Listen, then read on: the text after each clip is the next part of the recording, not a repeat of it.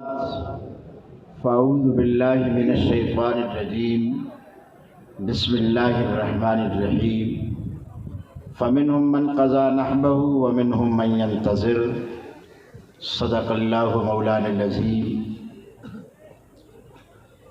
حضرات قائدین، کارکنان اہل سنت، عوام اہل سنت، آج ہم پھر اپنے شہید قائد سے تجدید عہد وفا کے لیے یہاں اکٹھے ہوئے۔ ہم آج پھر عزم دہرا رہے ہیں کہ اے ہمارے شہید قائد، جس کاز اور جس مشن پہ آپ نے جان کا نذرانہ پیش کیا ہے، ہم الحمدللہ آج اسی نظریے پہ کھڑے ہیں۔ آج ہم اسی فکر کے علم بردار ہیں اور اسی نظریے کو لے کے آگے بڑھ رہے ہیں۔ آپ سب جانتے ہیں کہ مولانا محمد اعظم طارق شہید رحمۃ اللہ علیہ ایک تحریک کا نام تھا۔ مولانا محمد اعظم طارق شہید رحمۃ اللہ علیہ وہ جرت و بہادری کا عنوان تھے۔ مولانا محمد اعظم طارق شہید رحمۃ اللہ علیہ وہ جبل استقامت تھے، وہ تقوی اور طہارت کے کوہ گراں تھے۔ مولانا محمد اعظم طارق شہید رحمۃ اللہ علیہ نے ساری زندگی عظمت اصحاب و آل کا پرچم بلند کیے رکھا، اور پھر آخر میں اسلام آباد کی شاہراہ پر انہوں نے عظمت اصحاب و آل کا قصہ اپنے خون سے لکھا، اور آج ہمیں وہ مشن حوالے ہیں۔ آج ہم نے یہ عزم کرنا ہے کہ ہم نے اس کو آگے لے کر جانا ہے۔ ہم نے کسی مصلحت کا شکار نہیں ہونا، ہم نے اپنے موقف و نظریے میں کسی قسم کی کمزوری کو ظاہر نہیں کرنا۔ جس طرح مولانا محمد اعظم طارق شہید اور ہمارے دیگر شہداء انہوں نے اپنے جانوں کے نذرانے پیش کیے تھے، اگر وقت نے ہم سے تقاضا کیا تو ہم بھی جانوں کے نذرانے پیش کریں گے، اور ہم اس مشن سے اور اس کاز سے پیچھے نہیں ہٹیں گے۔ اگلی بات ہمیں اور آپ کو یہ سمجھنی ہے کہ صحابہ اکرام اہل بیت اطہار رضوان اللہ تعالی علیہ مجمعین اسلام کی ریڈ لائن ہے۔ یہاں پہ بیٹھے ہوئے ایجنسیوں کے دوست ہمارے ہوں گے، وہ ہمارا یہ جملہ ضرور نوٹ کرے کہ صحابہ اکرام اہل بیت اطہار وہ اسلام کی ریڈ لائن ہے۔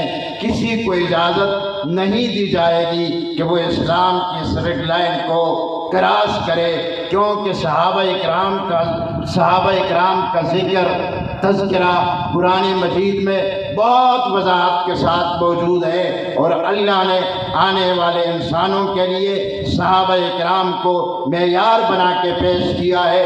لہذا جو صحابہ پہ حملہ آور ہے، حقیقت میں یہ اسلام کی عمارت کو گرانا چاہتے ہیں، یہ ختم نبوت کے عقیدے کو ختم کرنا چاہتے ہیں، یہ اسلامی اقدار اور روایات کو پامال کرنا چاہتے ہیں۔ اس لیے اگر آج ہم صحابہ اور اہل بیت کا نام لیتے ہیں تو اس کا مطلب یہ ہے کہ ہم توحید کے عقیدے کے تحفظ کا اظہار کر رہے ہیں، ہم ختم نبوت کی چوکیداری کا اظہار اور عزم دہرا رہے ہیں، ہم اس کے ساتھ ساتھ قرآن کی حقانیت کو ثابت کروانا چاہتے ہیں۔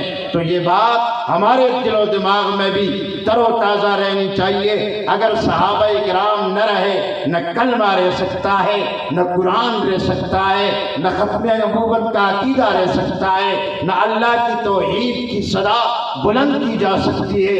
اس سب کے پیچھے صحابہ اکرام کھڑے ہیں۔ یہ سب کچھ ہم تک، پوری دنیا تک صحابہ اکرام نے پہنچایا ہے۔ آج آپ نے عزم کر کے یہاں سے جانا ہے، ہم اپنے گھروں میں جائیں گے، ہم اپنے علاقوں میں جائیں گے، ہم اپنے محلے میں جائیں گے، ہم جہاں جہاں جائیں گے ہم عظمت اصحاب کو عام کریں گے، ہم صحابہ کی تعریف کو عام کریں گے، اور اس مدح اور تعریف کو عام کرتے ہوئے ہمیں مال کی قربانی دینی پڑی ہم دیں گے، جان کی قربانی دینی پڑی ہم دیں گے۔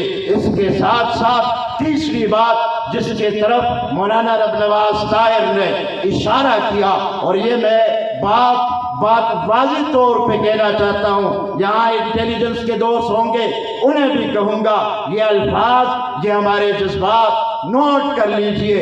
اس ملک میں یکساں نصاب تعلیم کی طرف قدم اٹھائے گئے، ہم اس کا خیر مقدم کرتے ہیں۔ انگلش میڈیم، اردو میڈیم کے نام پہ، غریب اور امیر کے تعلیم کے نام پہ یہ تفریق ختم کرنا یہ اشد ضروری تھا۔ خیبر پختونخوا حکومت نے مرکزی حکومت کے اس ایجنڈے کو آگے بڑھاتے ہوئے خیبر پختونخوا میں یکساں نصاب تعلیم نافذ کیا ہے۔ ہم نے اس نصاب کو پڑھا ہے، انتہائی اچھا نصاب تعلیم بنایا گیا، جس میں اسلامی اقدار کا لحاظ رکھا گیا، عقائد کا لحاظ رکھا گیا، اعمال کا لحاظ رکھا گیا، عبادات کی تلقین کی گئی، صحابہ اور اہل بیت کے حوالے سے مسلمانوں کو ایک ویژن اور سوچ دیا گیا ہے۔ فاتحین کا تذکرہ بڑے اچھے انداز میں کیا گیا ہے، بہت اچھا نصاب ترتیب دیا گیا، لیکن افسوس کے ساتھ کہ خیبر پختونخوا میں ایک طبقہ اٹھتا ہے اور وہ کہتا ہے ہمیں یہ نصاب قابل قبول نہیں۔ جب سوال ہوتا ہے آپ کو یہ نصاب قابل قبول کیوں نہیں ہے، کہتے ہیں اس میں صحابہ کا ذکر ہے، اس میں مسلم فاتحین کا ذکر ہے، اس میں طارق بن زیاد کا ذکر ہے، اس میں قاضی شریح کا ذکر ہے، اس میں محمد بن قاسم کا ذکر ہے، اس میں ابو بکر صدیق کا ذکر ہے، اس میں حضرت معاویہ کا ذکر ہے، اور وہ جا کر ہمارے محکمہ تعلیم کے افسران پہ دباؤ ڈالتے ہیں۔ انہوں نے سیکٹری تعلیم کے ساتھ مل کر اس نصاب کو سبوتاج کرنے کی کوشش کی ہے۔ آج اس بڑے اجتماع میں ہم واضح لفظوں میں کہنا چاہتے ہیں، ہم اپنا نصاب زبردستی کسی کو نہیں پڑھوانا چاہتے، اگر کوئی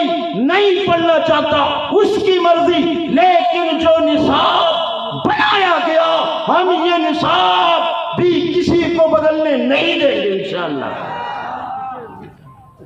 یہ ہٹ درمی اور یہ بدمعاشی ہم نہیں چلنے دیں گے۔ ہم نے اعلان کیا ہے خیبر پختونخوا کے جتنے ذمہ دار اور کارکنان یہاں ہیں وہ اگلے اعلان کا انتظار کرے۔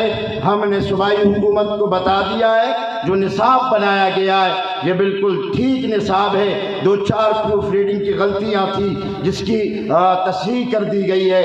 اس کے بعد اس نصاب کو چھیڑنا کسی کے دباؤ میں آ کر، اگر دباؤ میں آ کر تم نصاب بدلنے کی کوشش کرو گے تو پھر یاد رکھنا دباؤ میں لانا یہ ہمیں بھی آتا ہے، نکلنا پھر ہمیں بھی آتا ہے، مظاہرے کرنا پھر ہمیں بھی آتا ہے، دھرنے دینا پھر ہمیں بھی آتا ہے۔ پھر یہ تم یاد رکھو سی پیک میرے علاقے سے گزرتا ہے، پھر تم یہ یاد رکھو افغانستان کے ساتھ بارڈر میرے صوبے کے ساتھ ملا ہوا ہے۔ اگر تم ہمارے جائز مطالبات کو نہیں مانو گے تو پھر ہم تمہیں بھی ہماری طرف سے بھی نرمی کا مظاہرہ نہیں ہوگا۔ عظمت اصحاب اور آل کی تعریف کرنا اور اسے عام کرنا یہ ہماری ذمہ داری ہے۔ اسلامی اقدار اور روایات کے تحفظ کے لیے ہمیں جن اکابر نے جہاں کھڑا کیا ہے ہم بیدار بھی ہیں اور ہم اس حوالے سے چکنے بھی ہیں۔ ہم اس پر کسی کو وار کرنے نہیں دیں گے۔ اور اگلی بات میں آپ سے کہوں گا، اور یہاں بہت سارے صحافی دوست بیٹھے ہوں گے، اس ملک میں ہر عنوان پہ قانون سازی ہوتی ہے، اس کے حقوق کا تحفظ کیا جائے، اس کے حقوق کا تحفظ کیا جائے۔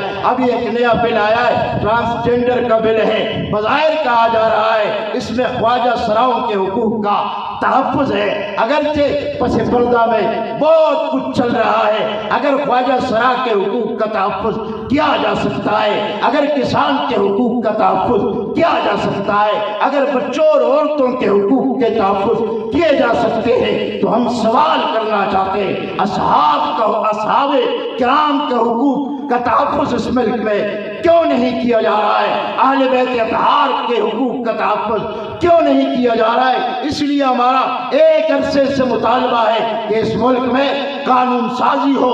298(1) کا قانون کمزور قانون ہے، یہ قانون بدلنا ہوگا، اور یہ قانون بدلتے ہوئے تمہیں قانون بنانا ہوگا۔ جس طرح نبی کا گستاخ اس کی سزا سزائے موت ہے۔ یوں نبی کے گھرانے کی کوئی توہین کرے یا نبی کے یارانے کی کوئی توہین کرے، اس کی سزا بھی سزائے موت ہونی چاہیے۔ آپ اس سے اتفاق کرتے؟ ہاتھ اٹھائیے۔ آج ہمارا مطالبہ ہے خیبر پختونخوا میں جو نصاب رائج ہے، نافذ العمل ہے، اسے جاری رکھا جائے، ملک میں اس حوالے سے قانون سازی کی جائے، اور جو ٹرانسجنڈر کا بل ہے